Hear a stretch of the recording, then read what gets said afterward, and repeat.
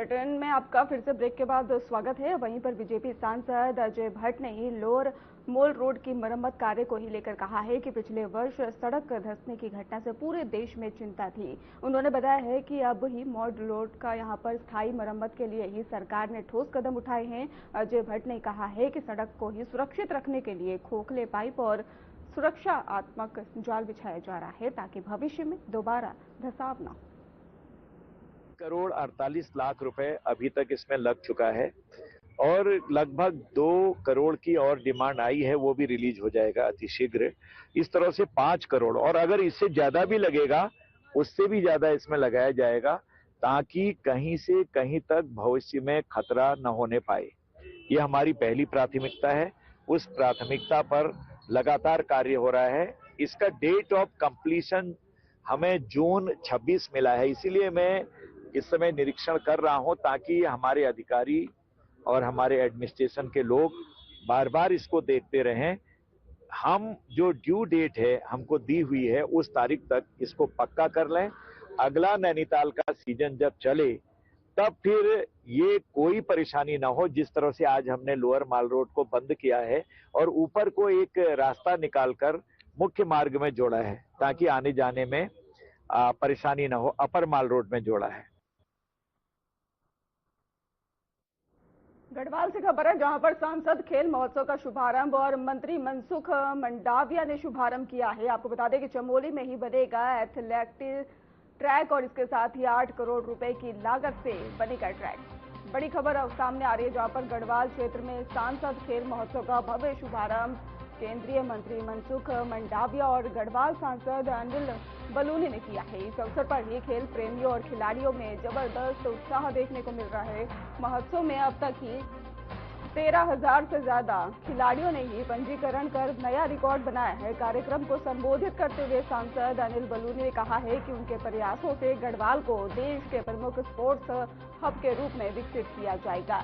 उन्होंने बताया है कि खेल प्रतिभाओं को निखारने के लिए क्षेत्र में आधुनिक खेल सुविधाओं का विस्तार किया जा रहा है और इस क्रम में ही चमोली जनपद में 8 करोड़ रुपए की लागत से अत्याधुनिक एथलेटिक्स ट्रैक का ही निर्माण किया जाएगा और जिसमें स्थानीय खिलाड़ियों को राष्ट्रीय और अंतर्राष्ट्रीय स्तर की तैयारी का भी अवसर मिलेगा। और केंद्रीय मंत्री मनसुख मंडाविया ने यह भी कहा है कि खेल महोत्सव जैसे आयोजित युवाओं को सकारात्मक दिशा देने के साथ साथ फिट इंडिया अभियान को भी मजबूती प्रदान करेगा। तो गढ़वाल से आपको खबर बता रहे जहां पर सांसद खेल महोत्सव का शुभारंभ और खिलाड़ियों ने यहां पर रिकॉर्ड भी बनाया है।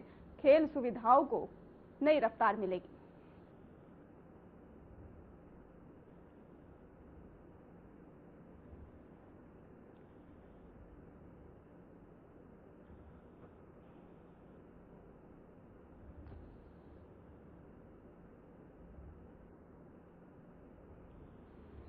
सांसद खेल महोत्सव का शुभारंभ किया गया।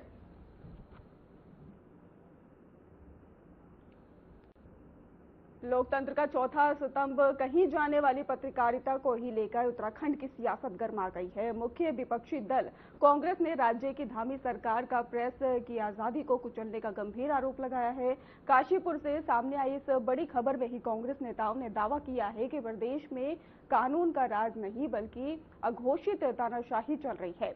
कांग्रेस नेताओं का कहना है कि यदि कोई पत्रकार सरकार की नीतियों की आलोचना करता है या फिर खामियों को उजागर करता है तो उसे सुधारने की बजाय जेल भेजने की कोशिश की जाती है।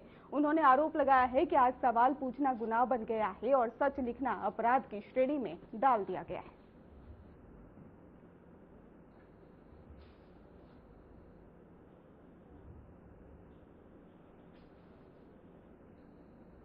आजादी में मैं आना चाहता हूँ।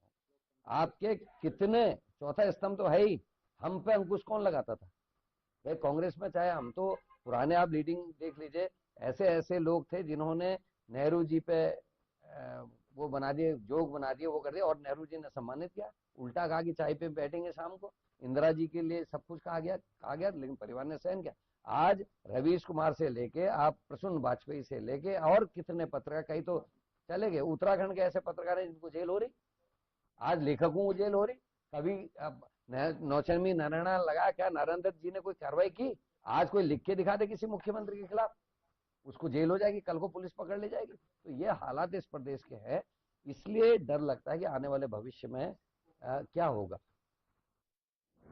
वहीं प्रदेश सरकार द्वारा जन जन की सरकार जन जन के द्वार कार्यक्रम की शुरुआत की जा रही है और यह अभियान 17 दिसंबर से अगले 45 दिनों तक ही प्रदेश भर में संचालित होगा। अभियान के तहत ही न्याय पंचायत और ग्राम पंचायत स्तर पर ही बहुउद्देशीय शिविर कैंप लगाए जाएंगे, जहां पर आम जनता को सीधे सरकारी योजनाओं का लाभ उपलब्ध कराया जाएगा। कार्यक्रम के दौरान ही राजस्व, ग्राम्य विकास, पंचायती राज, कृषि, समाज और कल्याण सहित कुल 23 विभागों की सहभागिता भी रहेगी। इन शिविरों में ही शिकायतों का निस्तारण, योजनाओं से जुड़ी जानकारी और पात्र लाभार्थियों को मौके पर सुविधाएं उपलब्ध कराई जाएंगी।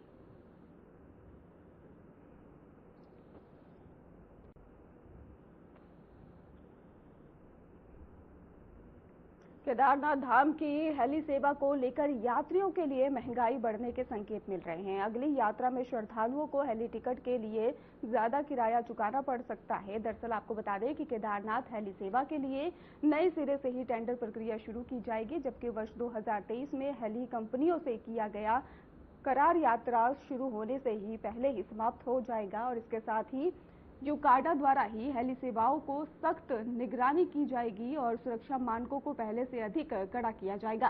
सुरक्षा कारणों के चलते ही प्रतिदिन उड़ानों की संख्या और यात्रियों की संख्या सीमित की जा सकती है। कम उड़ानें और सख्त नियम लागू होने से किराए में बढ़ोतरी होना भी तय माना जा रहा है।